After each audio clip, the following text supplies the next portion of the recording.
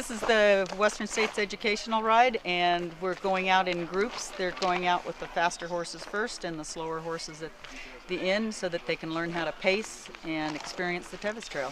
We're 32 miles today. We'll do 18 miles tomorrow. We've got a lead rider in the front, then we've got 3 of the participants and a middle rider, and then we have a guide rider following up at the end. The main reason that we have this ride is to help people to be able to complete the Tevis. On the average, I think it's like 98% of the people who do this ride and then do Tevis complete Tevis.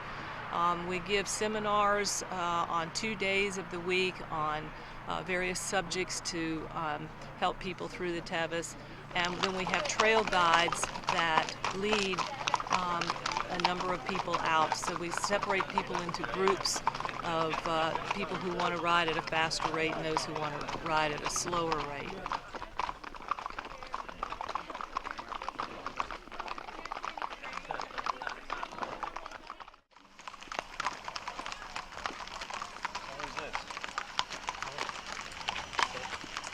So what you're going to do is we've got people with stethoscopes that'll take your pulses.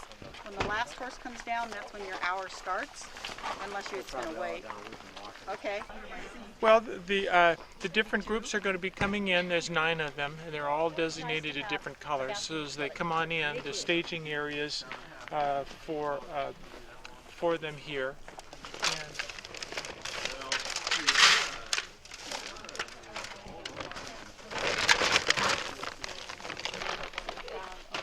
It's all soupy. We're hungry.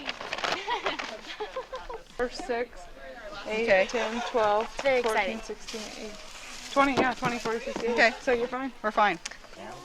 I don't know what it is. It's courtesy of Subway. They donated sandwiches for us. Great, thanks.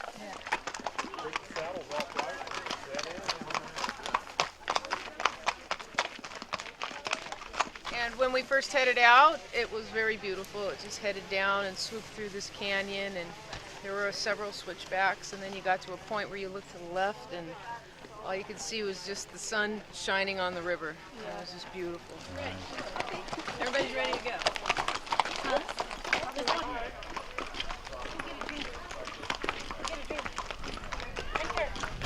Matt Scribner, I'm one of the guides, and my group is doing really good. We've got a nice pace, about 5 miles an hour, and all the horses have been very well mannered today. I'm just very pleased with our ride.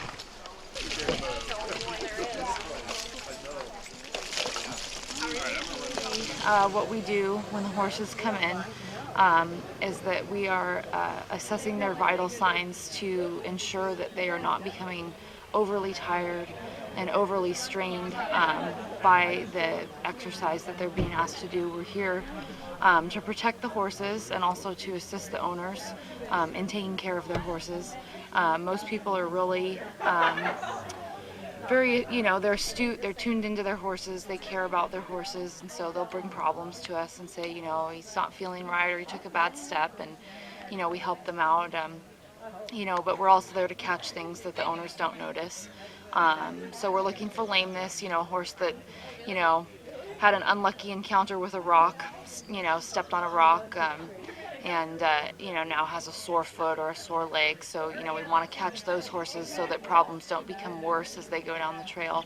And then also we're looking for horses that are becoming overtired for, whatever reason they're not coping with the heat or the terrain or the level of exercise that they're being asked to do. And just generally we're here to make sure that the horses stay well taken care of and healthy and that they are fit to continue on the ride.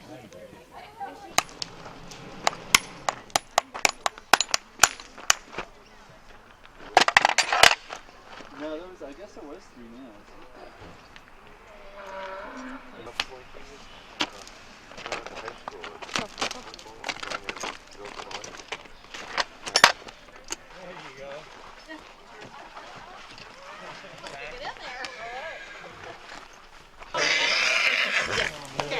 So what you'll be doing is you're right in here with all the mashes and everything. I think we got plenty of hay. Hey, boo. Chap.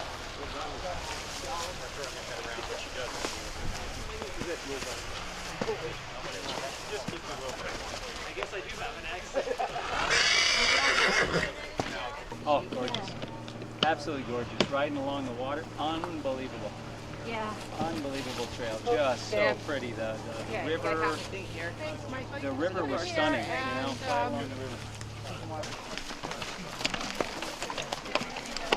I'm Langdon Fielding, and I'm a vet down at Loomis Basin Equine Medical Center. And basically, our job is to examine the horses when they come into the vet check, make sure that they're okay to proceed to the next vet check, and then on down the ride. And so, typically, what will happen is the horses will come in. Usually, the riders try and have them, you know, cooled down and ready, and hopefully starting to recover.